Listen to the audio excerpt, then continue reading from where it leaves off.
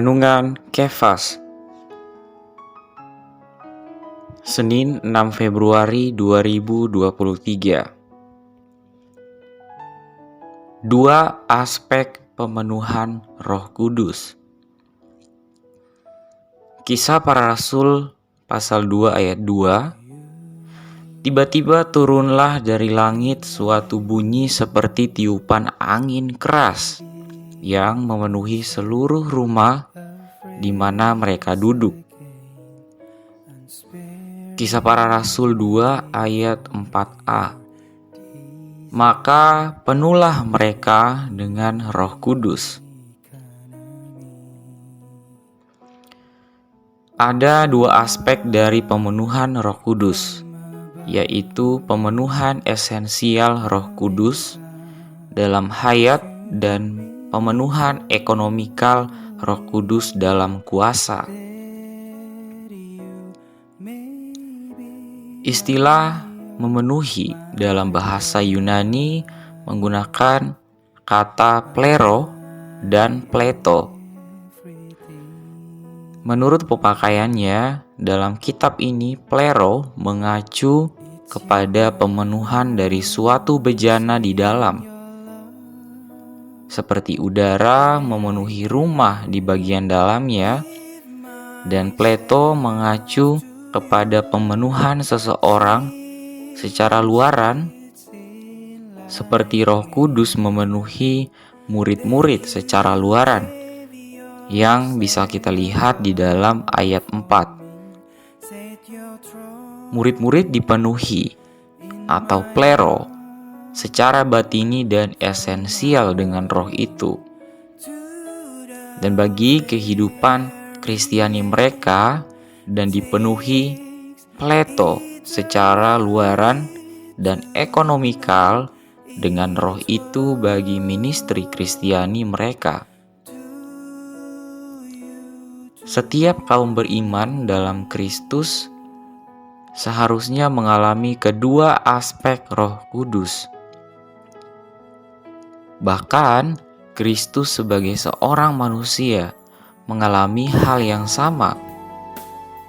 Dia dilahirkan dari Roh Kudus secara esensial yang bisa kita lihat di dalam Lukas pasal 1 ayat 35, Matius 1 ayat 18, dan ayatnya yang ke-20, dan bagi keberadaan dan kehidupannya.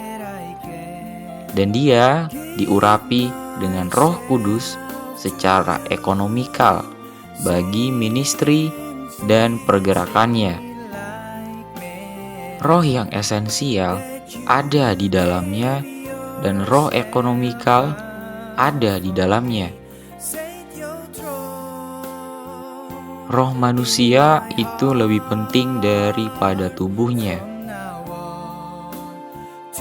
Karena itu, Efesus pasal 5 ayat yang ke-18 mengatakan, "Janganlah mabuk oleh anggur, sebab anggur menimbulkan hawa nafsu, tetapi hendaklah kamu penuh dengan roh." Mabuk oleh anggur adalah dipenuhi di dalam tubuh. Kita perlu dipenuhi dengan Kristus sampai semua kepenuhan Allah. Hari ini segala kekayaan Kristus ada dalam roh pemberi hayat. Maka untuk dipenuhi dalam roh kita berarti dipenuhi dengan roh esensial. Roh esensial harus melalui satu proses supaya memenuhi kita. Perampungan akhir Allah Tritunggal, ekspresi terakhir Allah Tritunggal, ketika mencapai kita adalah roh pemberi hayat dan roh esensial. Kita perlu dipenuhi dengan roh esensial dalam roh kita. Ketika kita dipenuhi dalam roh kita secara pengalaman dengan roh esensial, yang adalah perampungan akhir Allah Tritunggal, Kristus sebagai perwujudan Allah Tritunggal akan sepenuhnya menduduki, memiliki, dan berumah dalam hati kita. Pada akhirnya, kita akan dipenuhi dan diduduki dengan Allah Tritunggal secara lengkap. Inilah makna dari pemenuhan Roh Kudus. Terang hari ini ada dua aspek dari pemenuhan Roh Kudus, yaitu pemenuhan esensial Roh Kudus dalam hayat dan dalam pemenuhan ekonomikal Roh Kudus dalam kuasa.